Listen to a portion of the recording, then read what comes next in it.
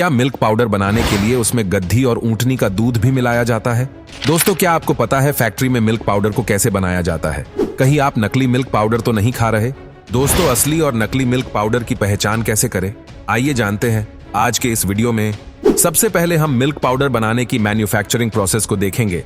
तो सबसे पहले इन बड़े बड़े काव फार्म्स में से दूध को निकाला जाता है और फिर इन्हें बड़े बड़े ट्रांसपोर्टेशन टैंकरों में भरकर दूध को फैक्ट्री में लाया जाता है।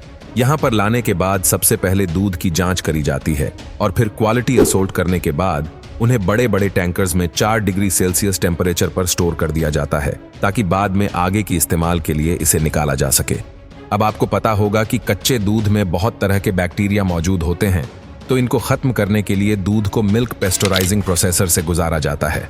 इसके लिए दूध के टेम्परेचर में अचानक बदलाव लाकर उसमें मौजूद हार्मफुल बैक्टीरियाज को मारने को ही पास्चराइजेशन प्रोसेस कहते हैं। तो आइए जाते हैं इस प्लांट में दूध को पेस्टोराइज कैसे किया जाता है। सबसे पहले दूध को एक ऐसी पाइपलाइन से पास कराया जाता है जिसका टेम्परेचर हर 15 सेकंड में बदलता रहता है।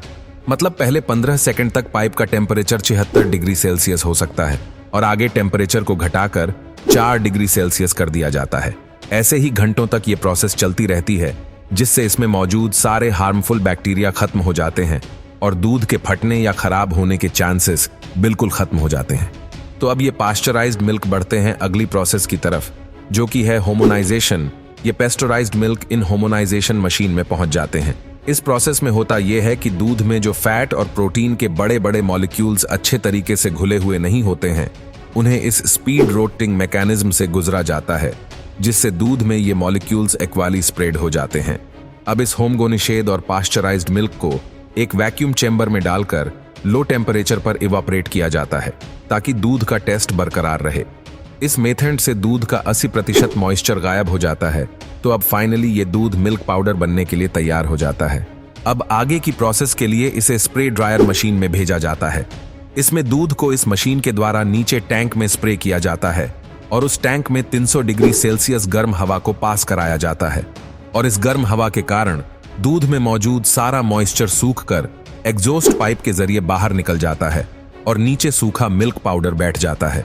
इस तरह से टी मेकर मिल्क पाउडर तैयार हो जाता है और बच्चों के लिए जो अलग अलग कंपनीज मिल्क पाउडर बनाती है उसमें और इस मिल्क पाउडर को बनाने की प्रक्रिया में ज्यादा फर्क नहीं होता है। बस बच्चों वाले मिल्क पाउडर में होमोनाइजेशन और पेस्टोनाइजेशन प्रोसेस के बाद उसमें विटामिन और मिनरल्स को ऐड करा जाता है। उसके बाद बाकी सारा प्रोसेस सेम ही होता है। इसी प्रकार से दूध को स्प्रे ड्राई के मदद से मिल्क पाउडर में बदला जाता है। तो अब मिल्क पाउडर अच्छे तरीके से तैयार हो चुका है। अब इसको पैकिंग सेक्शन में भेजा जाएगा।